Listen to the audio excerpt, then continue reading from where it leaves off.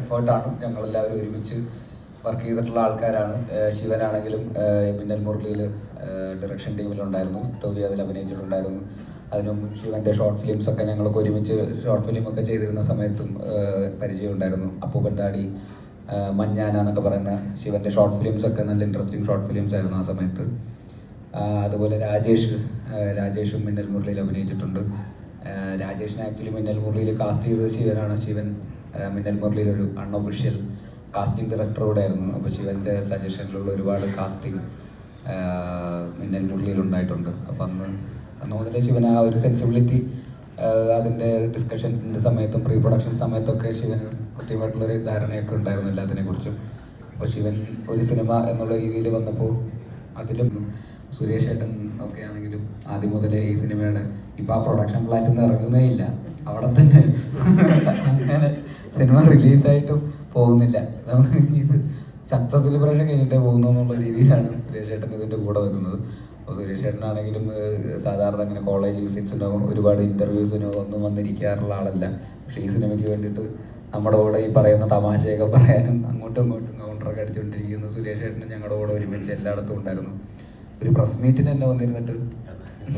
അപ്പോൾ ആ രീതിയിൽ സുരേഷ് ഏട്ടനൊക്കെ ഞങ്ങളുടെ കൂടെ ഭയങ്കര ആക്റ്റീവായിട്ട് എല്ലാവർക്കും ആ സിനിമയോടൊക്കെ ഉള്ള ഒരു സ്നേഹവും എല്ലാവരും അങ്ങോട്ടും ഇങ്ങോട്ടൊക്കെ ഉള്ളൊരു ബന്ധങ്ങളുടെ ഒക്കെ ഒരു പുറത്താണ് ഇതെല്ലാവരും അങ്ങനെ ഒരുമിച്ച് നിന്നു. പിന്നെ സ്വാഭാവികമായിട്ടും പ്രൊഡക്ഷൻ ഞാൻ തമാശയായിട്ട് പല ഇൻ്റർവ്യൂസിലൊക്കെ പറഞ്ഞിട്ടുണ്ടെങ്കിലും പ്രൊഡക്ഷൻ എന്നുള്ള രീതിയിൽ ഒരുപാട് ബുദ്ധിമുട്ടാണ്. പറഞ്ഞതിനേക്കാളും ബജറ്റ് ഇച്ചിരി കൂടിപ്പോയിട്ടുണ്ട്. ഇച്ചിരിയല്ല, കുറച്ച്.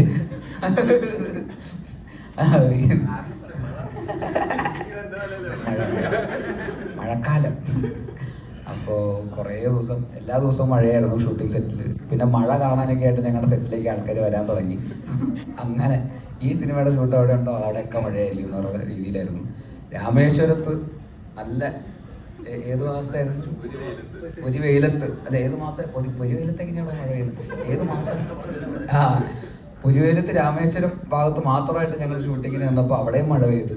അപ്പോഴും ഞങ്ങൾ ശിവൻ വിളിച്ചിട്ട് പറഞ്ഞു, ബ്രോ ഇവിടെയും മഴ പെയ്യണം.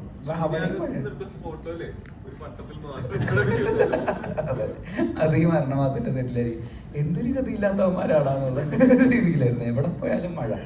ഞങ്ങൾ അത് നൈറ്റായിരുന്നു, എല്ലാ ദിവസവും നൈറ്റ് ഷൂട്ടായിരുന്നു. ഫുൾ രാത്രി നടക്കുന്ന കഥയായതുകൊണ്ട് ഫുൾ നൈറ്റായിരുന്നു ഷൂട്ട്. രാത്രി മുതൽ രാവിലെ വരെ ഇരിക്കണം.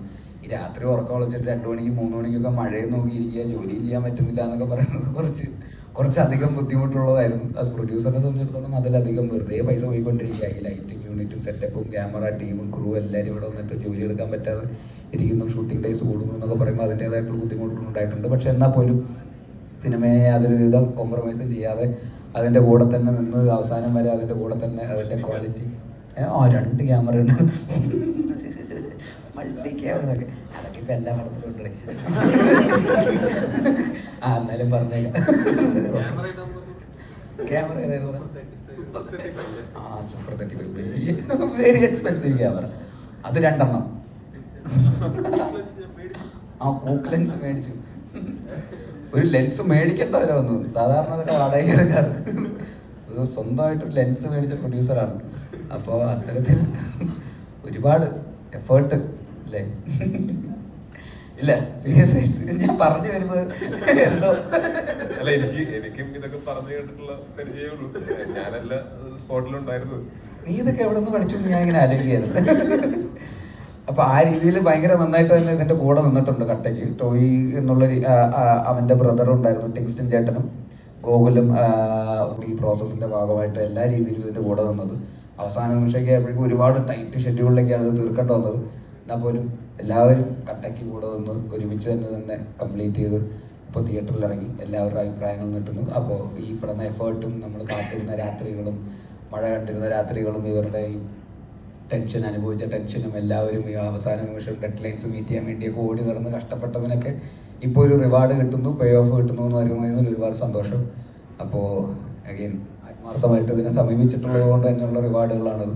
അപ്പോൾ അത് പ്രഷറുടെ ഭാഗത്തു നിന്ന് അത്തരത്തിലുള്ളൊരു റെസ്പോൺസ് കിട്ടുന്നതിൽ ഒരുപാട് സന്തോഷം. ബാക്കി കൺവിൻസിങ് സ്റ്റാർ കണ്ടിന്യൂ ചെയ്യുന്നതാണ്.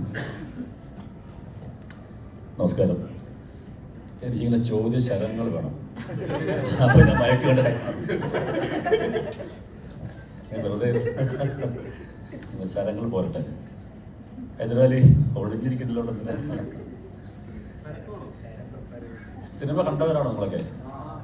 ഇഷ്ടപ്പെട്ടോ? നിങ്ങൾ പറയേണ്ടത്. നമ്മളിന്നലെ കുറേ തിയേറ്റർ വിസിറ്റിന് പോയിട്ടുണ്ടായിരുന്നു. ഏതാണ്ട് അരമണിക്കൂറോളം സിനിമയുടെ അവസാന ഭാഗം ഞങ്ങൾ തിയേറ്ററിൽ ഓഡിയൻസ് അറിയാതെ മാറി ഇരുന്ന് ഇങ്ങനെ കണ്ടു. അപ്പോൾ നേരിട്ട് അവരുടെ ചിരിയും കയ്യടികളൊക്കെ ഞാൻ നേരിട്ട് നല്ല കണ്ടതാണ്. പ്രായഭേദമന്യേ നല്ല മുതിർന്ന അമ്മച്ചിമാരും അപ്പന്മാരൊക്കെ ഇന്നലെ തിയേറ്ററിലുണ്ടായിരുന്നു. എല്ലാവരും വളരെയധികം എൻജോയ് ചെയ്തു. കുട്ടികളുണ്ടായിരുന്നു തിയേറ്ററിനകത്ത്. അപ്പോൾ ആ കാഴ്ചയൊക്കെ ഞങ്ങൾക്ക് വളരെയധികം ഞങ്ങൾ പ്രതീക്ഷിച്ച ക്രൗഡ് ഇന്നലെ തിയേറ്ററിലുണ്ടായിരുന്നു. അവരുടെ റെസ്പോൺസ് നേരിട്ട് കണ്ട് അനുഭവിച്ച സന്തോഷം കൂടി ഞങ്ങൾക്കുണ്ട്. അത്രേ പറയാനുള്ളൂ. എന്താ അവർ പറഞ്ഞ വെച്ചാൽ ഇത് ലോജിക്ക് നോക്കിയിട്ട് ചെയ്യേണ്ട, ഇപ്പം ഇങ്ങനത്തെ കഥാപാത്രങ്ങളുണ്ടോ അല്ലെങ്കിൽ ഇങ്ങനത്തെ കഥയുണ്ടോ എന്നൊന്നും പറയാൻ പറ്റില്ല. പക്ഷെ ആ സിനിമ ഈ 2.25 മണിക്കൂർ 2:17 മിനിറ്റ് വളരെയധികം ആസ്വദിച്ച് ഞങ്ങൾ എൻജോയ് ചെയ്തു. നേരിട്ട് കേട്ടറിഞ്ഞ സന്തോഷത്തിലാണ് ഞങ്ങൾ. എല്ലാ സ്ട്രെങ്ത്തും ഒക്കെ നന്നായിട്ട് യൂസ് ചെയ്തിട്ടുള്ള ഒരു സിനിമയാണ്.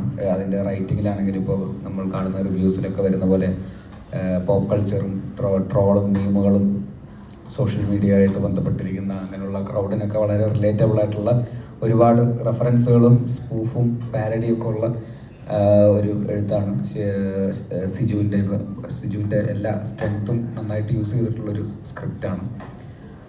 ബാക്കി പിന്നെ ഇതിലെല്ലാവരും അഭിനയിച്ചിരിക്കുന്ന ആൾക്കാരെല്ലാവരും പിന്നെ എന്തൊക്കെയോ കുറേ പറയാനുണ്ട്. എനിക്ക് ചോദ്യശരങ്ങളില്ലാത്തതുകൊണ്ട്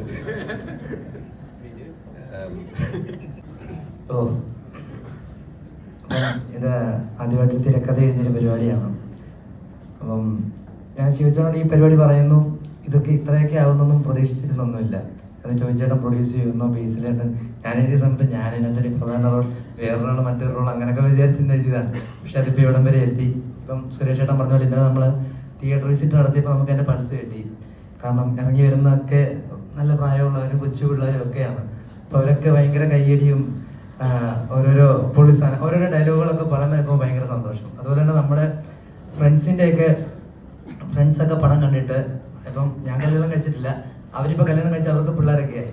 അപ്പം അവരോട് ഈ പിള്ളേരൊക്കെ തിയേറ്ററിൽ ഭയങ്കര ബഹളമാണ്. ഞങ്ങൾ പറയണമെന്ന് മിണ്ടായി ആൾക്ക്. കാരണം പിള്ളേർക്ക് ഇത് ഭയങ്കരമായിട്ട് എല്ലാ ക്യാരക്ടേഴ്സിനും ഒരു കാർട്ടൂണിക് സ്വഭാവം ഉള്ളതുകൊണ്ട് ഇപ്പോൾ ജോമോനെ കാണുമ്പോഴും പല ആൾക്കാരെ കാണുമ്പോഴും ഭയങ്കര ചിരി, ഇപ്പോൾ ബേസിലായിട്ടിൻ്റെ മുടി എല്ലാം കാണുമ്പോൾ ഭയങ്കര ചിരിയും. അപ്പോൾ പിള്ളേർക്കൊക്കെ ഭയങ്കരമായിട്ട് ഇത് വർക്കാവുന്നു. അത് കേൾക്കുമ്പോൾ ഭയങ്കര സന്തോഷം. ഇനി ഒരു ആർട്ടാകാൻ പറ്റിയതിലും സിനിമയിൽ അഭിനയിക്കാൻ പറ്റിയതിലൊക്കെ ഇപ്പം ആൾക്കാർ തിയേറ്ററിൽ നല്ല റെസ്പോൺസ് ഒക്കെ പറയുന്നുണ്ട്. എല്ലാവർക്കും ഇഷ്ടപ്പെടുന്നൊക്കെ അറിയുമ്പം അതിനേക്കാളും ഒത്തിരി സന്തോഷമുണ്ട്. അപ്പം എല്ലാവരും തിയേറ്ററിൽ പോയിട്ട് പടം കാണണം. എല്ലാ പ്രായത്തിലുള്ള ആൾക്കാർക്കും ഇഷ്ടപ്പെടുന്ന തരത്തിലൊരു സിനിമയാണ് നമ്മൾ. അപ്പം താങ്ക് യു. ശിവന്റെ വർക്ക്സ് പണ്ടൊക്കെ ശ്രദ്ധിക്കാറുണ്ടായിരുന്നു. അപ്പോൾ ശിവൻ എന്തെങ്കിലും ഒരു പടം ചെയ്യുമ്പോൾ ശിവന്റെ പടത്തിൽ ഉണ്ടാവുമെന്ന് എനിക്കൊരു ആഗ്രഹം ഉണ്ടായിരുന്നു. അപ്പോൾ അങ്ങനെ മരണവാസിന്റെ പോസ്റ്റർ അനൗൺസ് ചെയ്ത സമയത്ത് സിജുവിനെ വിളിച്ച് ഞാൻ ചോദിച്ചു. ആ സമയത്തൊന്നും ഉണ്ടായിരുന്നില്ല റോളൊന്നും. പിന്നെ ഈ പടത്തിന് ഭാഗമാവാൻ പറ്റിയത് ഭയങ്കര സന്തോഷം. പിന്നെ ഇഷ്ടമുള്ള കുറേ പേരുടെ കൂടെ ഒരുമിച്ച് ജോലി ചെയ്യാൻ പറ്റിയതിൽ ഭയങ്കര സന്തോഷം. എസ്പെഷ്യലി ജോമോനെ അത്രയ്ക്കും ഇഷ്ടമാണ് എനിക്ക് ആസ് എൻ ആക്ടർ. അപ്പോൾ ജോമോൻ്റെ കൂടെ ഒരു പെർഫോം ചെയ്യാൻ പറ്റി എന്നുള്ളത് ഒത്തിരി സന്തോഷം തരുന്നു. അപ്പോൾ ഒത്തിരി സന്തോഷം തരുന്ന ഒരു സിനിമയാണ്. അപ്പോൾ എല്ലാവരും തിയേറ്ററിൽ പോയി കാണുക, അത് സപ്പോർട്ട് ചെയ്യുക. നിങ്ങളുടെ പരിചയമുള്ള എല്ലാവരോടും പറയുക. Thank you. എല്ലാവർക്കും മനസ്സിലാവുകയും ചെയ്യും. അല്ലെങ്കിൽ വലിയ വിവാദങ്ങളിലേക്ക് പോകാൻ സാധ്യതയുണ്ട്. അത് മനഃപൂർവ്വമാണ് അങ്ങനെ ഒരു ക്രിയേറ്റ് ഉണ്ടാകുക. കാരണം ഇപ്പോഴത്തെ എല്ലാ ഇഷ്യൂസും പറഞ്ഞു പോകുന്ന രീതിയാണ് പറഞ്ഞത്. പക്ഷെ നമുക്ക് എന്റർടൈൻ ചെയ്ത് വളരെ ചിരിയോടുകൂടി കാണാനും പറ്റുന്നുണ്ട്. അത്തരം ഒരു രീതി കൈക്കൊള്ളാനുള്ള കാരണം എന്തായിരുന്നു? അല്ല, ഞാൻ ആ ഒരു സമൂഹത്തിലാണ് ജീവിക്കുന്നത്. അപ്പം ആ സമൂഹത്തിലുള്ള കാര്യങ്ങൾ തന്നെ ആയിരിക്കും ഞാൻ സ്ക്രിപ്റ്റിനകത്തും എഴുതാൻ ശ്രമിച്ചിട്ടുള്ളത്. അത് കുറച്ച് കോമഡി, അതെൻ്റെ ഇഷ്ടമായിരുന്നു, കോമഡി ആയിരിക്കണം എന്നുള്ളത്. അപ്പോൾ അത് കോമഡിയിൽ കൂടെ തന്നെ പ്രസൻറ്റ് ചെയ്യുക എന്നുള്ളതായിരുന്നു അതിനുള്ള മേജറായിട്ടുള്ള കാര്യം. അത് ബാക്കി ആൾക്കാർക്ക് നമ്മൾ ആരെയും ഉപദ്രവിക്കാൻ വേണ്ടിയല്ല ഇത് ചെയ്തിരിക്കുന്നത്. നമ്മൾ ആരെയും കുറ്റപ്പെടുത്തുകയല്ല. ചില തെറ്റുകൾ എനിക്ക് തോന്നിയിട്ടുള്ളതിനെ കുറച്ച് കോമഡി ആയിട്ടാണ് പ്രസന്റ് ചെയ്തിരിക്കുന്നത്.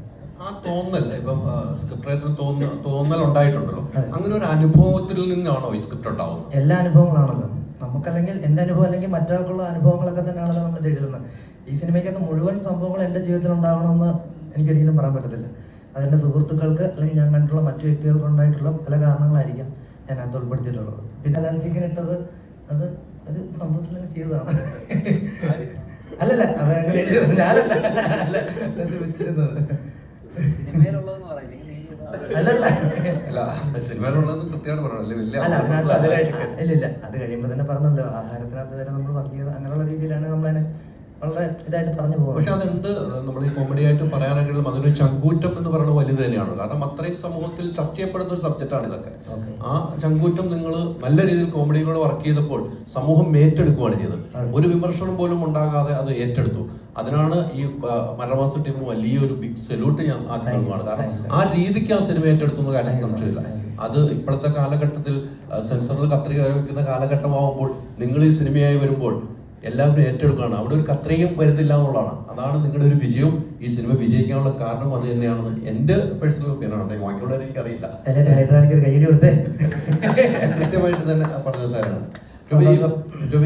ഒരു ഞാൻ വളരെ കൃത്യമായിട്ട് ഇതിന്റെ പ്രൊഡക്ഷനിൽ ഞാൻ അങ്ങനെ ഭയങ്കരമായിട്ട് ഇടപെട്ടിട്ടില്ലെങ്കിലും ഞാൻ കൃത്യമായിട്ട് പറഞ്ഞിട്ടുണ്ടായിരുന്നത് ആരോടും അങ്ങനെ നിർബന്ധിച്ച് ശമ്പളം കുറപ്പിക്കരുത് എന്നുള്ളതാണ്.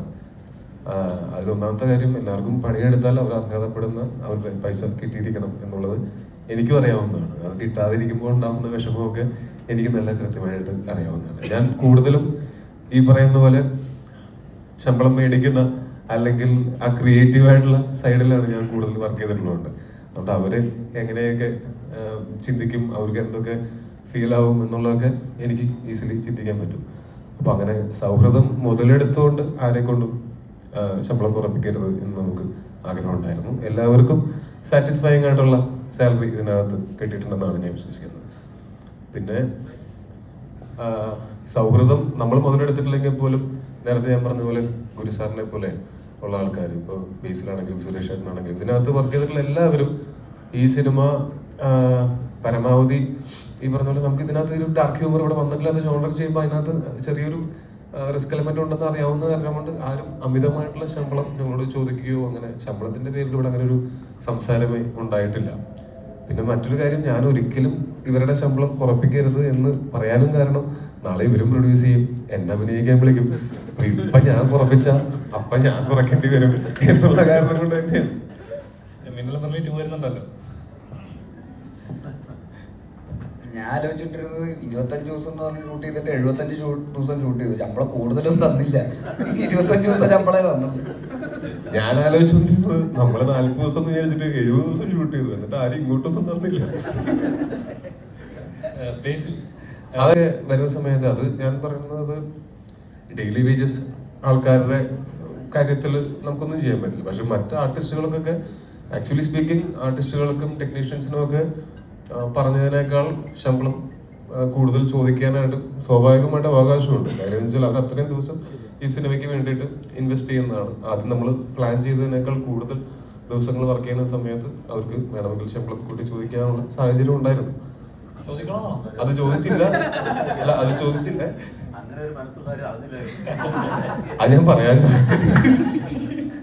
ചോദിക്കാനുള്ള അത്. പക്ഷെ അവിടെയാണ് ഇവരെല്ലാവരും ഈ മഴ നോക്കിയിരുന്നത്, മഴ മാറുന്നത് നോക്കിയിരുന്നപ്പോ ഇവർക്കും അറിയാം ഇതങ്ങനെ എല്ലാവരും അവനവന്റെ കാര്യം എന്ന് ചിന്തിച്ചു കഴിഞ്ഞാൽ ഈ സിനിമയുടെ ബഡ്ജറ്റ് ഇവിടുത്തെ ഏറ്റവും വലിയ കളക്ഷൻ കിട്ടിയ കളക്ഷനേക്കാൾ മുകളിലേക്ക് പോകും. പക്ഷെ എല്ലാവരും സഹകരിച്ചുകൊണ്ടാണ് നമ്മുടെ ഇൻഡസ്ട്രിയിൽ നിന്നുകൊണ്ട് നമുക്ക് ഇങ്ങനത്തെ സിനിമകൾ ചെയ്യാൻ പറ്റുന്നത്. അല്ലെങ്കിൽ പ്രേക്ഷകനെ ഏറ്റെടുത്ത് തിയേറ്ററിൽ ആറാടിക്കൊണ്ടിരിക്കുകയാണ്.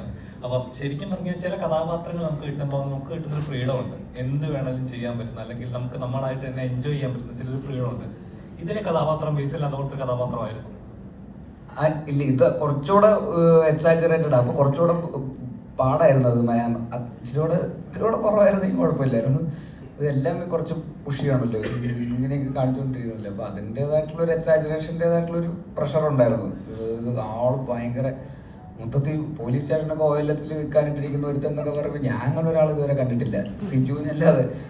അപ്പൊ എനിക്കതുകൊണ്ട് അതിപ്പോ എങ്ങനെയായിരിക്കും അങ്ങനെ.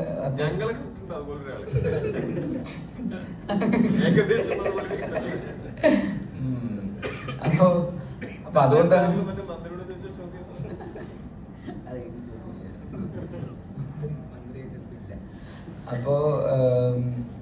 അപ്പം അതുകൊണ്ട് അങ്ങനെ ഭയങ്കര കംഫർട്ട് സോണിലുള്ള ഒരു ക്യാരക്ടർ ആയിരുന്നില്ല, കുറച്ചുകൂടെ പക്ഷെ രസമായിരുന്നു ചെയ്യാൻ. ഈ പറയുന്ന നമുക്ക് എന്തും വൈൽഡായിട്ടൊക്കെ ചെയ്യാം. ഈ പറയുന്ന ആ മറ്റേ തുടക്കത്തിലൊക്കെ ഉള്ള ആൾക്കാരൊക്കെ ഇങ്ങനെ ഇങ്ങനെ വന്ന് നിൽക്കുമ്പോൾ ഇങ്ങനെ മറ്റേ ഇങ്ങനെ ചെവിയോ ആൾക്കാരുടെ ആരവ് ഇങ്ങനെയൊക്കെ കേൾക്കുന്നു പറയണ പോലെ അങ്ങനെയൊക്കെ കുറച്ച് വൈൽഡായിട്ടൊക്കെ ചെയ്യാനുള്ള ഒരു ഓപ്പർച്യൂണിറ്റി ഉണ്ടായിരുന്നു. മുമ്പ് നമ്മളങ്ങനെ ആണ് ഞങ്ങൾ പരിചയപ്പെട്ടതും സമയം സ്പെൻഡ് ഒക്കെ ചെയ്തിട്ടുള്ളത്. അപ്പൊ എനിക്ക് പേഴ്സണലി എൻ്റെ എക്സ്പീരിയൻസ് എന്ന് വെച്ചാൽ നമ്മൾ ഈ സിനിമയിൽ കാണുന്ന സുരേഷ് ഏട്ടനെ അല്ല, അല്ലെങ്കിൽ സുരേഷ് ഏട്ടനെ അങ്ങനെ ഒരു സ്റ്റീരിയോ ടൈപ്പ് ചെയ്തിട്ടുണ്ടെന്ന് തോന്നുന്നു പലപ്പോഴും. ഈ പറഞ്ഞ പോലെ കൺവിൻസിങ് സ്റ്റാർ എന്ന് പറഞ്ഞിട്ടും അല്ലെങ്കിൽ എന്തെങ്കിലും വില്ലൻ വേഷങ്ങളിലോ ചതിക്കുന്ന ആളായിട്ടോ അങ്ങനെയൊക്കെ കുറെ നമ്മൾ കണ്ടിട്ടുണ്ട്. പക്ഷെ നേർ വിപരീതമാണ് പുള്ളി. ശരിക്കും ഒരുമിച്ച് നമ്മൾ സംസാരിക്കുന്ന സമയത്ത് അങ്ങനത്തെ ഒരു സീരിയസ് ആയിട്ടുള്ള ഒരാളോ അങ്ങനത്തെ ആളും അല്ല. നമുക്ക് എല്ലാവർക്കും കൂടുതൽ സമയം സ്പെൻഡ് ചെയ്യാനായിട്ട് ഭയങ്കര ഇഷ്ടമുള്ള ആളാണ് സുരേഷ് ഏട്ടൻ. തങ്കക്കുടമാണെന്നാണ് ഞങ്ങൾ അങ്ങോട്ടും ഇങ്ങോട്ടും സുരേഷ് ഏട്ടനെ പറ്റി പറയുമ്പോൾ പൂക്കിയാണ്. അത് ഒരാളോട് നമുക്ക് അങ്ങനെ ഒരു ഇഷ്ടം തോന്നുന്നത് വെച്ചാൽ അവരോട് സമയം സ്പെൻഡ് ചെയ്യുമ്പോൾ ഒരു നെഗറ്റിവിറ്റിക്കും അവിടെ യാതൊരു സ്ഥാനവുമില്ല. ഇതുവരെ സുരേഷ് ഏട്ടൻ ആരെയെങ്കിലും പറ്റി മോശപ്പെട്ട കാര്യങ്ങൾ പറയുന്നതോ ആരെയെങ്കിലും കുറ്റം പറയുന്നതോ അങ്ങനത്തെ ഒരു രീതിയിലുള്ളൊരു വികാരഭരിതമായിട്ട് അങ്ങനെ സംസാരിക്കുന്നതോ ഒന്നും ഞാൻ കണ്ടിട്ടില്ല. എല്ലാ കാര്യങ്ങളും ഭയങ്കര ലൈറ്റ് ആയിട്ടും അതിൻ്റെ ഒരു ഹ്യൂമർ സൈഡിൽ വരുന്നത്. അതിപ്പോൾ ഏത് പ്രായത്തിലുള്ള ആൾക്കാരുടെ കൂടെ വേണമെങ്കിലും ഇരുന്ന് ചില്ല് ചെയ്യാവുന്ന പോലത്തെ അങ്ങനത്തെ ഒരു ആളാണ് സുരേഷ് ഏട്ടൻ. പക്ഷെ ആ ഒരു സുരേഷ് ഏട്ടൻ്റെ ആ ഒരു സൈഡ് ഇത്രയും കാലമായിട്ട് എന്തുകൊണ്ടാണ് എക്സ്പ്ലോർ ചെയ്യപ്പെടാത്തത് എന്നുള്ളതാണ് ഞാൻ പുള്ളിനെ പരിചയപ്പെട്ടപ്പോൾ മുതൽ ചിന്തിച്ചിട്ടുള്ളത്. അതിന് മുമ്പും അതായത് ഈ സിനിമയിൽ പ്രൊമോഷൻ ഉപയോഗിക്കാൻ വേണ്ടിയിട്ട് ഞങ്ങൾ ഈ സെറ്റിൽ നിന്ന് ഞങ്ങൾ പ്ലാൻ ചെയ്ത ഞങ്ങളുടെ പ്രൊപ്പഗാൻഡ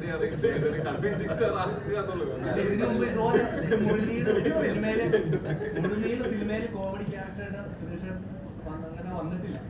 അതെ, അത് ഈ സിനിമയിൽ അത് ഉപകാരപ്പെടുന്നതാണ്.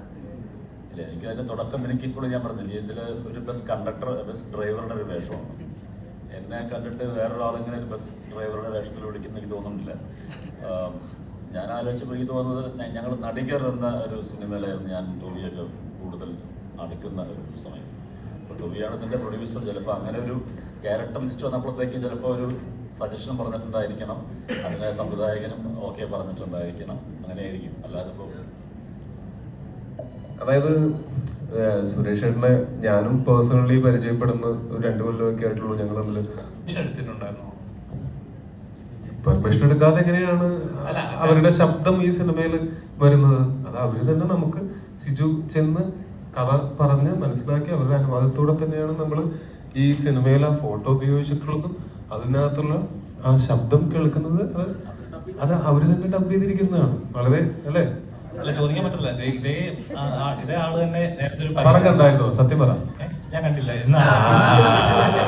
ഇന്നാണ് റിലീസ് ചെയ്തിരിക്കുന്നത്. ട്രെയിലർ മാത്രം കണ്ടിട്ടുള്ളൂ. അല്ല, ചോദിക്കാൻ കാരണം ഇതേ ആള് തന്നെ മറ്റൊരു സിനിമയിലെ ശബ്ദം ഉപയോഗിച്ച് നമ്മൾ പരാതി കൊടുത്തിട്ടുണ്ടായിരുന്നു. അതുകൊണ്ടാണ് ചോദിച്ചത്. നമ്മള് അതൊരു പ്രൊഡ്യൂസറായിട്ട് ചിന്തിക്കുമ്പോൾ എന്നുള്ളത് മാത്രമല്ല, എങ്ങനെ ചിന്തിച്ചാലും ഒരാളുടെ അനുവാദമില്ലാതെ അവരുടെ ശബ്ദമോ രൂപമോ ഉപയോഗിക്കുന്നത് ഒരു ശരിയായ കാര്യമല്ലല്ലോ. അപ്പൊ നമുക്ക് ഇതിനകത്ത് എന്തൊക്കെ ഇത് മാത്രമല്ല ഒരുപാട് കാര്യങ്ങൾക്ക് നമുക്ക് അങ്ങനത്തെ പെർമിഷൻസും റൈറ്റ്സും ഒക്കെ അക്വയർ ചെയ്യേണ്ടി വന്നിരുന്നു. അതൊക്കെ ചെയ്തിട്ട് തന്നെയാണ് നമ്മളത് ചെയ്തിരിക്കുന്നത്. അല്ലാതെ ചെയ്യുന്നത് ഒരു എത്തിക്കലി റോങ് ആയത് കാരണം കൊണ്ട്.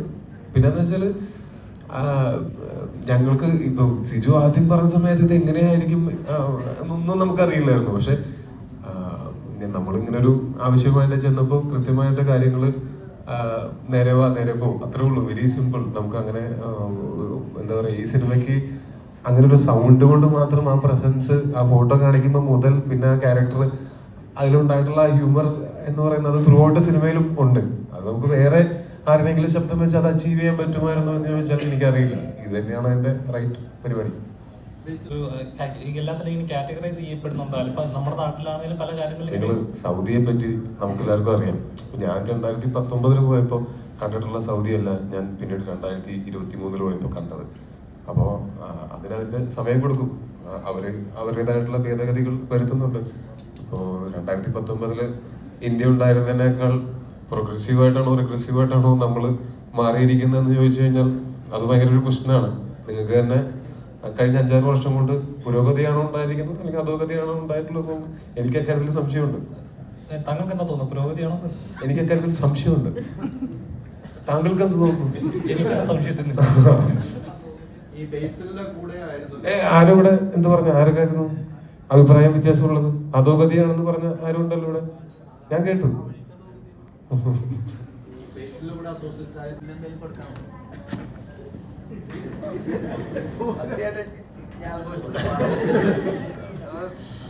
ഒരു പഴമെടുത്തോ, ഒരു പഴമെടുത്തോ, ഫ്രീ. ഞാനങ്ങനെ സ്റ്റേജിൽ വെച്ച് പബ്ലിക്കായിട്ട് അല്ലെങ്കിലും ഇവനെ ഞാൻ പലപ്പോഴായിട്ട് ഗിഫ്റ്റുകൾ കൊടുക്കാറുണ്ട്. ഇനി ഞാൻ ഗിഫ്റ്റ് വരുമ്പോ നിങ്ങളെ വിളിച്ച് പറയുന്നതായിരിക്കും. ഇവന്റെ അടുത്ത് വന്ന് ഇവന്റെ പെർഫ്യൂം ഒന്ന് മണത്ത് നോക്കൂ. അത് ആര് ഗിഫ്റ്റ് തന്നാടാ? നീ തന്നെ. അതായത് ഞാൻ ഇവന്റെ അടുത്ത് ഞാൻ വെറുതെ ഇങ്ങനെ പറഞ്ഞു, അതായത് ഈ ഗൾഫിലൊക്കെ ഉള്ള നമ്മുടെ സുഹൃത്തുക്കളുണ്ടെങ്കിൽ അവർ വരുമ്പോൾ ഞാൻ ചോദിക്കും നമ്മുടെ പെർഫ്യൂമിനൊക്കെ എന്താ വില എന്ന് ചോദിച്ചു കഴിഞ്ഞാൽ അവർ നമുക്കൊരു പെർഫ്യൂമൊക്കെ മേടിച്ചോണ്ട് വരും എന്ന് ഞാൻ ഇവന്റെ അടുത്ത് പറഞ്ഞു. പിന്നത്തെ ആഴ്ച ഞാൻ ദുബായിക്ക് ഏതോ പടത്തിന്റെ ARMന്റെ പ്രൊമോഷന് പോകാൻ സമയത്ത് ഇവൻ അവിടെ പെർഫ്യൂമിനൊക്കെ എന്തായിരിക്കും വില, അങ്ങനെ ഞാൻ വന്നപ്പോ മേടിച്ചു കൊടുത്തതാണിത്. ഞാനാണ് ഇവന്റെ സാമ്പത്തിക ഉപദേഷ്ടാവ്. അത് എനിക്ക് തന്നെ പിന്നീട് പലപ്പോഴും പണിയായിട്ട് തിരിച്ചടിയായിട്ട് വന്നിട്ടുണ്ട്. ഈ പടത്തിൽ ഉൾപ്പെടെ എനിക്ക് തിരിച്ചടിയായിട്ട് വന്നിട്ടുണ്ട്. ടോവിനോ ഇപ്പൊ പ്രദർശിപ്പിച്ചുകൊണ്ടിരിക്കുന്നത്, പക്ഷെ UAE-ലും സൗദിയിലും ഇത് പ്രദർശിപ്പിക്കുന്നില്ലായിരുന്നു. അതിന്റെ UAE-ലുണ്ട്, കുവൈറ്റിൽ ഇത് വാർത്ത വന്നായിരുന്നു. UAE-ലല്ല, കുവൈറ്റില് കുറച്ച് ഷോട്ടുകൾ കട്ട് ചെയ്ത് കളഞ്ഞിട്ടുണ്ട്. സൗദിയിലും ആ സിനിമ പ്രദർശിപ്പിക്കാൻ പറ്റില്ല എന്ന്. അത് ഓരോ രാജ്യങ്ങളുടെ, നമുക്ക് നമ്മുടെ രാജ്യത്തിന്റെ ഒക്കെ ആണെങ്കിൽ നമുക്ക് അതിന് വേണമെങ്കിൽ ചോദ്യം ചെയ്യാം, നമുക്ക് അതിന് വേണ്ടി ഫൈറ്റ് ചെയ്യാം. മറ്റു രാജ്യങ്ങളിൽ അവരുടെ നിയമം അങ്ങനെയാണ്. നമുക്ക് ഇപ്പൊ തൽക്കാലം അതിന് ഒന്നും ചെയ്യാൻ പറ്റാത്ത അവസ്ഥയാണ്. പക്ഷെ അത് കാര്യമാക്കേണ്ട കാര്യമില്ല. വേറെ ഒരുപാട് സ്ഥലങ്ങളിൽ നമുക്ക് റിലീസ് ചെയ്യാനായിട്ട് നമ്മൾക്ക് പരമാവധി പറ്റുന്ന, ഇത് പ്രശ്നമല്ലാത്ത എത്രയോ സ്ഥലങ്ങളുണ്ട്, അവിടെയൊക്കെ നമ്മൾ റിലീസ് ചെയ്യുന്നുണ്ട്. അവിടെയൊക്കെ നന്നായിട്ട് ആൾക്കാർ സിനിമനെ ആക്സെപ്റ്റും ചെയ്ത് കഴിഞ്ഞു. അവർക്ക് ഇതിനകത്ത് യാതൊരു പ്രശ്നവും തോന്നുന്നില്ല. അത് ഓരോ രാജ്യങ്ങളുടെ നിയമങ്ങളാണ്. അതല്ലാതെ ഇനിയും അടുത്ത ആഴ്ചയൊക്കെ ആകുമ്പോഴത്തേക്കും ഇനിയും കൂടുതൽ സ്ഥലങ്ങളിലേക്ക് ഞങ്ങൾക്ക് കഴിഞ്ഞ ആഴ്ച ഇപ്പം ഈ റിലീസ് ചെയ്തപ്പോൾ സൈമൾട്ടേനിയസ്ലി ഔട്ട്സൈഡ് ഇന്ത്യ പല സ്ഥലങ്ങളിലും റിലീസ് ചെയ്യാനായിട്ട് നമുക്ക് പറ്റിയിട്ടില്ലായിരുന്നു, പല കാരണങ്ങൾ കൊണ്ട്. കിട്ടിയില്ല, അങ്ങനെ മാറ്റാൻ നോക്കണ്ട. സാഹചര്യങ്ങളാണല്ലോ ഇപ്പൊ നിർമ്മാതാക്കളുടെ സംഘടനയുമായിട്ടുള്ള പ്രശ്നങ്ങൾ പരിഹരിക്കുന്നത്. ചില സിനിമയുടെ ഞങ്ങളുടെ സംഘടനയുമായിട്ട് ആർക്കാണ് പ്രശ്നം? ഞങ്ങൾ നിർമ്മാതാക്കളുടെ സംഘടനയുമായിട്ട് ആർക്കാണ് പ്രശ്നം? ചില വിവരണങ്ങൾ പുറത്തുവിടുന്നു. ഇപ്പം ഈ സിനിമ ഇന്ന് ഇറങ്ങിയിരിക്കുകയാണ്, ഇന്നലെ ഇറങ്ങിയിരിക്കുകയാണ്. ഇനി ഒരു മാസം കഴിയുമ്പോൾ അവർ ഇതിന്റെ എമൗണ്ട് പുറത്തുവിടുന്നു. വെയിറ്റിംഗ്. ആരെങ്കിലും കള്ളക്കണക്ക് നടത്തണമെന്ന് എനിക്ക് അങ്ങനെ വേണം അറിയാനായിട്ട്. അങ്ങനത്തെ സംഭവങ്ങളൊക്കെ നടക്കുന്നുണ്ട്. ഒരു ആക്ടറാണ്, ഇപ്പോൾ നിർമ്മാതാവായിട്ടുണ്ട്. അത്തരം ഒരു രീതി ഒരു സിനിമ നിർമ്മിക്കാൻ വരുന്ന, ഇപ്പം ടോവി ഇവിടെ ഉള്ള ആൾ വരുന്നു, ഇപ്പൊ ടോവിയുടെ സിനിമ പുറത്ത് നിന്ന് ഒരാൾ നിർമ്മിക്കാൻ വരുമ്പോൾ ഈ സിനിമ മലയാള സിനിമയിലുള്ള പരാജയത്തിന്റെ കണക്കുകൾ അവതരിപ്പിക്കുമ്പോൾ ഒരു നിർമ്മാതാവ് സ്വയം മാറിപ്പോകുന്ന സാഹചര്യം പല സിനിമയ്ക്കൂടെ സംഭവിച്ചിട്ടുണ്ട്. അത്തരം ഒരു രീതിയൊക്കെ ഇപ്പൊ നിർമ്മാതാവെന്ന നിലയിൽ തന്നെയാണ് ഞാൻ ചോദിക്കുന്നത്. അങ്ങനെ അത്തരം രീതിയൊക്കെ തുടർന്നു കഴിഞ്ഞാൽ ഈ സിനിമ മലയാള സിനിമയ്ക്ക് നഷ്ടങ്ങൾ ഉണ്ടാകുമെന്ന് പേഴ്സണലി എൻ്റെ അഭിപ്രായം കേട്ടോ. നഷ്ടങ്ങൾ ഉണ്ടാവുള്ളൂ, അതിന് പുരോഗതി ഒരിക്കലും ഉണ്ടാവില്ല. ആ രീതി എങ്ങനെയാണ് ടോവി കാണുന്നത്? നമുക്കത് ആരെയും പറഞ്ഞു മനസ്സിലാക്കാനോ അങ്ങനെ അത് പറഞ്ഞു നന്നാക്കാനോ ഒന്നും നമുക്ക് പറ്റില്ല. പക്ഷെ നമ്മളിതിന്റെ ഫാക്റ്റുകൾ നമ്മൾ ചിന്തിക്കുകയാണെങ്കിൽ, ഫാക്ട് ചെക്ക് ചെയ്യുകയാണെങ്കിൽ, കഴിഞ്ഞ കൊല്ലത്തെ 2024 മലയാള സിനിമയുടെ ഒരു സക്സസ് പെർസെൻറ്റേജ് എന്ന് പറയുന്നത് ഭയങ്കര കൂടുതലാണ് കമ്പയർഡ് ടു മറ്റു പല ഇൻഡസ്ട്രികൾ, അല്ലെങ്കിൽ കമ്പയർഡ് ടു ഇതിന്റെ മുൻ വർഷങ്ങളിലെ മലയാള സിനിമയുടെ ഒരു സിനിമ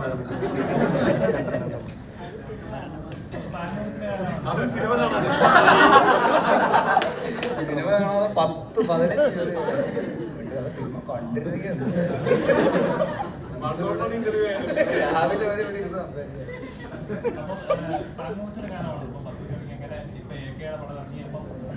ഒരു പാൽ മൂവി ചെയ്യുകയാണെങ്കിൽ ബേസിൽ ഉടനെ എന്തായാലും ചെയ്യാം. ഫാൻ മൂവീസിന്റെ കാലമാണല്ലോ. ഇപ്പൊ റീസെന്റ് ഇന്നലെ ബസൂക്ക് ഇറങ്ങി, അപ്പൊ ഗുഡ് ബാഡ് ആക്ലി ഇറങ്ങി, അപ്പൊ അങ്ങനെ ചിത്രങ്ങൾ ഇറങ്ങിയിരിക്കുകയാണ്. ബേസിൽ ഒരു ഫാൻ മൂവി ചെയ്യുകയാണെങ്കിൽ ഉടനെ ചെയ്യാൻ ഇപ്പൊ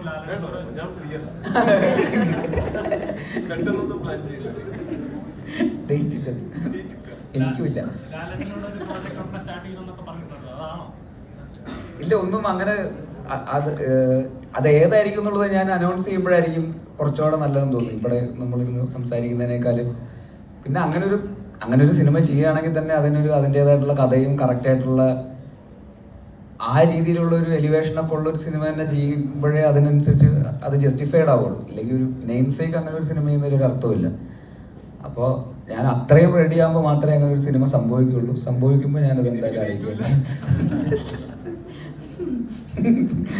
അത് ഇതുവരെ ചെയ്തിട്ടില്ലാത്ത ഒരു നടനെ വെച്ചിട്ടായിരിക്കും എന്തായാലും, ഒരു സംശയമില്ല.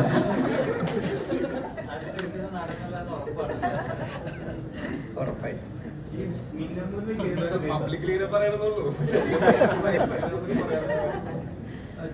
പ്രൊഡ്യൂസർ എന്ന നിലയിൽ ഒരു ഇന്റർവ്യൂ പറഞ്ഞു. അപ്പോൾ ഇപ്പോൾ ഇനി മിന്നൽ 2 സംഭവിക്കുമ്പോൾ ഇപ്പോൾ ബേസിലായിട്ട് ലീഡ് റോൾ ചെയ്യുന്ന ഹീറോ ആണ്. ഇനി അങ്ങനെ രീതിയിലുള്ള പ്രഷറിലൂടെ ഒരു സിനിമ ചെയ്യാൻ അങ്ങനെ ഒരു പ്രൊഡക്ഷൻ സൈഡിൽ നിന്ന് പറയുകയാണെങ്കിൽ എന്തായിരിക്കും പറയാൻ?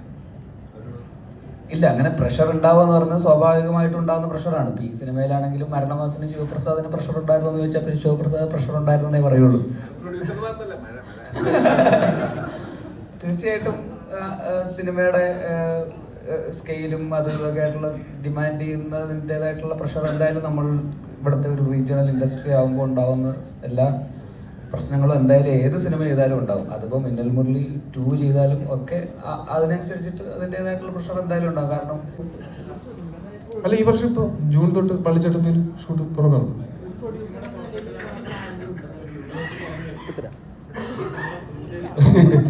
അതെ, ഇന്ന് ഇവിടെ വെച്ച് പറയുന്നു, ആർക്കെങ്കിലും ഷെയ്ഖിന്റെ കിട്ടിയില്ലെങ്കിലും ഒരു കുഴപ്പമില്ല, അല്ലെ?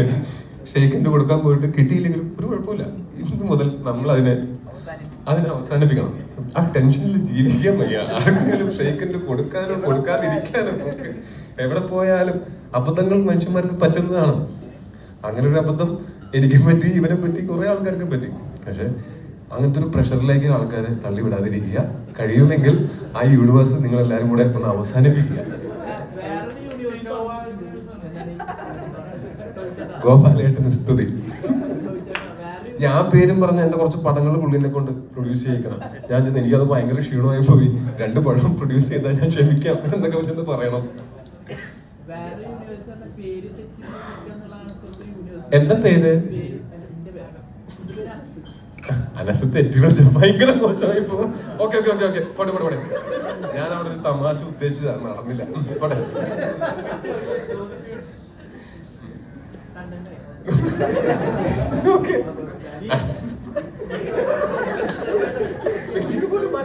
സുരേഷ് ഏട്ടാ ഒരു കാര്യങ്ങൾ ചോദിക്കാൻ വേണ്ട. ഇപ്പം ഇത്തരം ഒരു പ്രവണത മലയാള സിനിമ ഇപ്പം ടോബി പറഞ്ഞ പോലെ മലയാള സിനിമ ഏറ്റവും വിജയത്തിലൂടെ പോകുന്ന കാലഘട്ടത്തിലാണ് പോകുന്നത്. അത്തരം ഒരു പ്രവണത വരുമ്പോൾ എങ്ങനെയാണ് ഈ സിനിമയൊക്കെ മുന്നോട്ട് പോകാന്ന് ചിന്തിക്കേണ്ടതായിട്ട് വരില്ലേ? എന്താ പറയാ, വലിയ വലിയ കാര്യങ്ങളാണത്. എന്നെ കണ്ടാൽ വിദ്യാഭ്യാസമൊക്കെ ഉണ്ടെന്ന് തോന്നുമെങ്കിലും അതൊന്നും അവിടെ കൈ വെച്ചിട്ട് നാളെ എൻ്റെ പടത്തെ പടം പോകുമ്പോൾ അവിടെ കട്ടി മാറ്റുമല്ലോ. അത് വളരെ ഉത്തരവാദിത്തപ്പെട്ട ജോലിയുള്ള ഒരു സംഭവമല്ലേ. അതിന് കുറ്റം പറയാൻ പറ്റില്ല. സിനിമകൾ പല പ്രായക്കാർക്കും കാണാനുള്ളതാണല്ലേ. സോ പ്രായത്തിനുള്ള സെൻസറിങ് കാര്യങ്ങളൊക്കെ എന്തായാലും വേണ്ടത് തന്നെയാണ്. അങ്ങനെ വെറുതെ അങ്ങനത്തെ ഒരു നമ്മളെ വെട്ടിമാറ്റുക എന്ന് പറയുന്ന സംഭവമൊന്നും ഒരു പടത്തിനും ചെയ്തിട്ടില്ല എന്നാണ് എനിക്ക് തോന്നുന്നത്. അതിന് ആവശ്യമുണ്ടെന്ന് വെച്ചാൽ ആവശ്യമുള്ളത് തന്നെയാണ്. സെൻസർ കഴിഞ്ഞിട്ട് വീണ്ടും വെട്ടേണ്ട രീതിയിലേക്ക് വരുന്നു. അതാണല്ലോ ഇവിടുത്തെ ഏറ്റവും വലിയ പ്രശ്നം. സെൻസർ ശരിയായിട്ടുണ്ടാവില്ല. അത് നേരത്തെ വെട്ടിയ ഒരിക്കൽ വെട്ടി ശരിയായിട്ടുണ്ടാവില്ല. അപ്പൊ ഒന്നര വെട്ടിയിട്ടുണ്ടാവും. ഈസി ആയിട്ട് കാണുവാണ്. സീരിയസ് കാണാൻ പറ്റുമോ? അത് സെൻട്രൽ ഗവൺമെന്റിന്റെ ഇതാണ്, സെൻട്രൽ ഗവൺമെന്റിന്റെ ഇതാണത്. EDF ഭയക്കുന്നു. ഞാനോ നമുക്ക് അതിന് പേടി. അത് നടക്കട്ടെ, സെൻസർ ചെയ്യട്ടെ. എത്ര നാള് ചെയ്യുമല്ലേ നോക്കാം നമുക്ക്. നടന്നുകൊണ്ടിരുന്നപ്പോ ആ ബസ്സിലേക്ക് ഇവരെല്ലാരും വിശ്വസിച്ച് കയറ്റി ചെയ്തു. പ്രൊഡ്യൂസറുടെ ധൈര്യമല്ല, ഞങ്ങളുടെ ധൈര്യമാണ്. പ്രൊഡ്യൂസർ എന്താ ഇവിടെ ഇല്ലല്ലോ. സുരേഷ് സുരേഷേട്ടന് ബസ് ഓടിക്കാൻ അറിയില്ല എന്ന് എനിക്കറിയില്ലായിരുന്നു. അതുകൊണ്ടാണ് ധൈര്യത്തോടെ കയറ്റി വിട്ടത്. പിന്നെ ഒരു വണ്ടിയിൽ എല്ലാരും കൂടെ പോകുന്ന സമയത്ത് ലോകം രക്ഷപ്പെടുന്നെങ്കിൽ രക്ഷപ്പെട്ടോട്ടെ ഞാൻ വിചാരിച്ചു.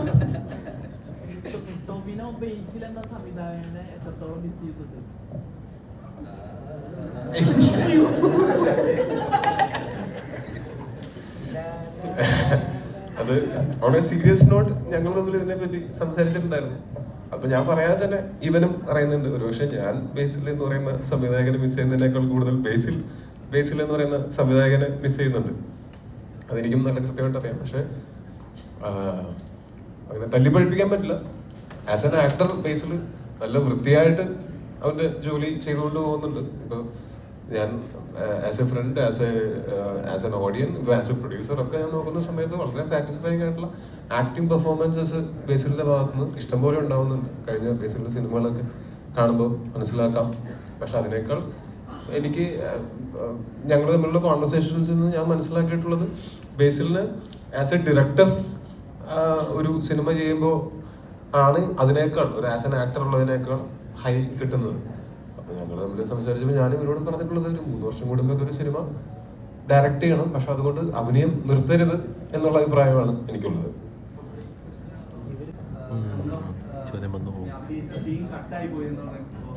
എന്താണ് തോന്നിയത്? അത് വ്യക്തിപരമായിട്ട് ഒത്തിരി ഞാൻ യു എയിലൊക്കെ സഞ്ചരിക്കുന്നതാണ്. പോകുന്നതിന് പ്രശ്നമില്ല, പക്ഷെ അത് വിഷമമുണ്ട്. എല്ലാവർക്കും ഉള്ളതുപോലെ തന്നെ എനിക്കും വിഷമമുണ്ടായി. പ്രത്യേകിച്ച് സിനിമ സീൻ കട്ട് ചെയ്താലും എങ്കിലും ടെലികാസ്റ്റ് റിലീസ് ചെയ്യപ്പെടണമായിരുന്നു എന്നുള്ളതായിരുന്നു. സ്വാഭാവികമായിട്ടും ടോനോചേട്ടൻ പറഞ്ഞതുപോലെ നമ്മൾ കുറച്ച് വർഷം കൂടെ കഴിഞ്ഞ ഇത് മാറി ചിന്തിക്കുന്ന ഒരു അവസ്ഥയിലേക്ക് എത്തും. കാരണം വളരെ കുറച്ച് വർഷമായിട്ടുള്ള അവിടെ സ്ത്രീകൾക്ക് ഡ്രൈവിംഗ് ലൈസൻസ് കൊടുത്തു തുടങ്ങിയിട്ടുള്ളത്. അപ്പം അതിനൊരു പുരോഗതി അല്ലെങ്കിൽ അതിന് മാറ്റമൊക്കെ സംഭവിക്കുന്ന പ്രതീക്ഷയുണ്ട്. എനിക്ക് തോന്നുന്നു മറ്റെല്ലാ സ്ഥലത്തും വലിയ പ്രശ്നമൊന്നും ഇല്ലാത്തതിനെ കടന്നു പോകുന്നുണ്ട് നമ്മൾ. അതപ്പോ അങ്ങനെ പിന്നെ അത് ആദ്യം അങ്ങനെ ഒരു ഇതിലേക്കൊക്കെ പോയി. പിന്നെ ഇപ്പോഴാണ് സുരേഷ് ഏട്ടൻ 2.0 റിവീൽ ആവപ്പെടുന്നത്. അപ്പോൾ ഇനി അങ്ങോട്ട് സുരേഷ് ഏട്ടന് എല്ലാ തരത്തിലുള്ള റോളുകളും വരും എന്ന് തന്നെയാണ് ഞാൻ വിശ്വസിക്കുന്നത്. കോമഡിയും പ്രോപ്പർ ക്യാരക്ടർ റോൾസും അല്ലാത്ത ഈ പറയുന്ന കുറച്ച് വില്ലനിയായിട്ടുള്ള റോൾസും എല്ലാം ഇനി വരാനുള്ള ഓപ്പർച്യൂണിറ്റി ഞാൻ വാതിൽ മലർക്കെ തുറന്നു നടക്കുകയാണെന്നാണ് എനിക്ക് തോന്നുന്നത്. ബേസിലിൻ്റെ അടുത്ത പടത്തിൽ നല്ലൊരു വേഷം ചെയ്യുന്നുണ്ട് ഞാൻ. അത് ഇവിടെ വെച്ച് റിവീൽ ചെയ്യാണ്. അതൊരു ബാധ്യതയും ദൈവം തരും. അത് പറയാൻ പറ്റില്ല. ഞാൻ മെസ്സേജ് അയച്ചുതരാം. വാട്സപ്പിൽ അയച്ചുതരാം. ഒന്നുമില്ല, ഒരു സീസണില് സ്ഥിരമായിട്ട് ബലാത്സംഗം ആ പരിപാടിയൊക്കെ ആയിരുന്നു. ഞാനിങ്ങനെ ആലോചിക്കും എന്തിനാ എന്നെ വിളിക്കുന്നത് സ്ഥിരമായിട്ട്. അങ്ങനെ ഏതോ ഒരു നമ്മുടെ നന്ദി എന്ന് പറഞ്ഞ നമ്മുടെ ഒരു നായിക ഉണ്ടായിരുന്നല്ലോ പണ്ട്, നമ്മുടെ കരുവാടി കുട്ടനുള്ള നായിക. അതിലും ബലാത്സംഗം പരിപാടി ഉണ്ടായിരുന്നു. അത് കഴിഞ്ഞ് 3 പടം അടുപ്പിച്ച് ഞാനായിരുന്നു. 3ാമത്തെ സിനിമ എത്തിയിട്ട് അവർ വെച്ചു ഇതിലും നിങ്ങളാണോ? അപ്പോൾ ഞാൻ പറഞ്ഞു ഇവിടെ ചിലപ്പോൾ അധികം ആൾക്കാർക്ക് ഇത് അറിയില്ലായിരിക്കാം, അതുകൊണ്ടാണ് നമുക്ക് പെട്ടെന്ന് അധികം ടേക്ക് പോകാതെ പെട്ടെന്ന് പണി തീർക്കാമെന്നാണ് എന്ന് പറഞ്ഞൊരു 3-4 പടം അടുപ്പിച്ച് ഞാൻ അവരുടെ കൂടെ ഉണ്ടായിട്ടുണ്ട്. അപ്പൊ അതിനൊക്കെ പ്രത്യേകിച്ച് ഇപ്പോൾ അയാളെ കണ്ടു കഴിഞ്ഞാൽ അയാൾ നല്ല ബലാത്സംഗം പേരിനായിരിക്കും. അങ്ങനെയൊന്നും എന്നെ കണ്ട അതൊന്നും ആയിരിക്കില്ല. പക്ഷെ അങ്ങനെ ഒരു ട്രെൻഡ് ഒരു സമയത്ത് അങ്ങനെ ഒരു ത്രൂഔട്ട് അതൊക്കെ ആയിരുന്നു. സിനിമ മാറി, ആ ട്രെൻഡുകൾ മാറുന്നുണ്ട്. മാറി സിനിമകൾ മാറി, പല ടൂബിയാണ് ചെയ്തിട്ട് പല കഥാപാത്രങ്ങളും മാറിയാണ് ചെയ്യുന്നത്. അപ്പൊ എല്ലാ ആർട്ടിസ്റ്റുകളും അതിന് തയ്യാറാവുന്നുണ്ട്. ചില ആർട്ടിസ്റ്റുകൾ പട്ടണത്തിൽ മൂലം രാജൻ പി ദേവും ഞാനൊക്കെ ഉണ്ടായിരുന്നത്. അപ്പോൾ ഞങ്ങൾ നല്ല രീതിയിൽ കാണിച്ചുകൊണ്ടിരിക്കുകയാണ്. ഏതോ ഒരു സീനിലാണ് ഞങ്ങൾ ഒരു വില്ലൻ ഷെയ്ഡിലേക്ക് ക്യാരക്ടേഴ്സ് മാറുന്നത്. അപ്പോൾ ജോണിയോട് ചോദിച്ചു, ജോണി അപ്പോൾ ഈ സീനിലായിരിക്കും ഓഡിയൻസ് അറിയുന്നത് ഞങ്ങളായിരിക്കും ഇതിൻ്റെ പുറകിൽ നിന്നല്ലേ? അപ്പോൾ ജോണി പറഞ്ഞത് ഞാൻ ശ്രമിച്ചുകൊണ്ടിരിക്കുകയാണ്, നിങ്ങളെ കാണിക്കുമ്പോൾ തന്നെ അറിയും, ഞാൻ ഇതുവരെ എങ്ങനെയും എത്തിക്കാൻ പറ്റും, ശ്രമിച്ചു നോക്കാം എന്ന് പറയുന്ന പോലെ ഓരോരുത്തർക്കും ഓരോ ഇമേജ് ഉണ്ട്. ഇപ്പൊ അതൊക്കെ മാറി വരുന്നു. ഇപ്പൊ ഓഡിയൻസ് എല്ലാ ടൈപ്പ് ക്യാരക്ടേഴ്സ് അക്സെപ്റ്റ് ചെയ്യുന്നുണ്ട്. ഇന്ന സംഭവങ്ങളൊന്നും തന്നെ ഇതിൽ ഉണ്ടായിട്ടില്ല, എവിടെയും ഒരു സ്ഥലത്തും പോലും ഉണ്ടായിട്ടില്ല. നമ്മളങ്ങനെ ആരും വേദനിപ്പിക്കാൻ ഉദ്ദേശിച്ചിട്ടുമില്ല. ഇതൊരു എന്റർടൈനർ അത്രയേ ഉള്ളൂ. ഫൈറ്റിന്റെ ഇടയിൽ ബേസിലിന് കുറച്ച് ഇടി കിട്ടിയപ്പോഴാണ് ശരിക്കും വേദനിച്ചത് നമുക്ക്. അല്ലാതെ സിനിമയിൽ സ്ക്രിപ്റ്റിലൂടെ നമ്മൾ ആരെയും വേദനിപ്പിക്കാനോ അല്ലെങ്കിൽ അങ്ങനത്തെ സബ്ജക്റ്റ് അല്ലല്ലോ ഇത് ഇങ്ങനെ കുറേ ഉണ്ടാക്കി വെച്ചിട്ടുള്ള ഒരു കാർട്ടൂൺ ക്യാരക്ടേഴ്സാണ്. അത്രയേ ഉള്ളൂ. ശരിക്കും പറഞ്ഞാൽ ട്രെയിലർ കണ്ടപ്പോൾ തൊട്ട് ചേട്ടൻ്റെ കഥാപാത്രം എങ്ങനെ ആയിരിക്കും, ഏത് ലെവലിലായിരിക്കും എന്നുള്ള ഗ്രാഫ് സോഷ്യൽ മീഡിയയിൽ ഉണ്ടായിരുന്നു. ശരിക്കും പറഞ്ഞാൽ ഓഡിയൻസിന്റെ റിയാക്ഷൻസ് കാണുമ്പോൾ കണ്ടായിരുന്നു പ്രതീക്ഷിച്ച റിസൾട്ട് തന്നെയാണ് ഓഡിയൻസിൽ നിന്ന് കിട്ടിയത്? അതിലധികം ഉണ്ടായിരുന്നു. നമ്മൾ എവിടെയൊക്കെ ഉദ്ദേശിച്ചിട്ടുണ്ടോ അവിടെ നല്ല കൈയടിയും ചിരികളും. നമ്മൾ സീൻ ചെയ്യുമ്പോൾ തന്നെ നമുക്കൊരു കോൺഫിഡൻസ് ഉണ്ട്. ഇപ്പോൾ സിജു എഴുതി വെച്ചിട്ടുള്ളതിനകത്ത് തന്നെ ഒരു ഹ്യൂമറുണ്ട്, ഓൾറെഡി ഒരു ഹ്യൂമറുണ്ട്. പിന്നെ ഞങ്ങൾ ചെയ്തിട്ടുള്ള എല്ലാ സീൻസും ഞങ്ങൾ ലൊക്കേഷനിൽ ഇംപ്രവൈസ് ചെയ്യുന്നുണ്ട്. അപ്പോൾ അതിനകത്ത് വേറെ യാതൊരു തരം ഈഗോയും കാര്യങ്ങളൊന്നും ഇല്ലായിരുന്നു. അതിനകത്ത് ഇയാൾക്ക് ഡയലോഗ് കൂടുന്നു അല്ലെങ്കിൽ അയാൾക്ക് ഡയലോഗ് കൂടുന്നു അല്ലെങ്കിൽ അയാൾക്ക് ചിരി കിട്ടും, അങ്ങനല്ല. ഇപ്പോൾ എൻ്റെ പല സീനിലൊക്കെ തന്നെ ബേസിലും ഒക്കെ തന്നെ വന്ന് ഇൻവോൾവ് ചെയ്ത് നമുക്ക് ഈ ഡയലോഗ് പറയാം, ഇങ്ങനെ കയറ്റാൻ പറ്റും, കൗണ്ടർ ഇങ്ങനെ പറയാം എന്ന് പറഞ്ഞിട്ടുള്ളൊരു കൊടുക്കൽ വാങ്ങൽ സംഗതി ഞങ്ങളെ ഈ ടീമിനകത്ത് എല്ലാ സീനിലും ഉണ്ടായിരുന്നു. അതിൻ്റെ കൂടെ ഒക്കെ ഒരു